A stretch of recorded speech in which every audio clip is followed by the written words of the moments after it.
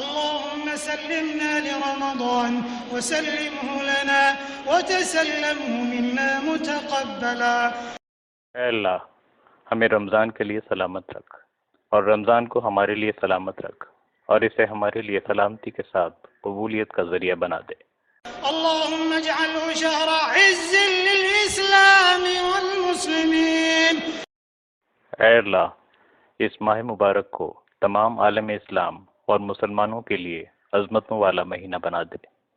اللهم اجعله شهرا للنصر والتمكين للإسلام والمسلمين في كل مكان يا رب العالمين.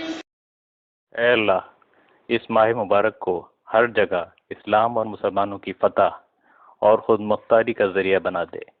اے تمام جہانوں کے پروردگار.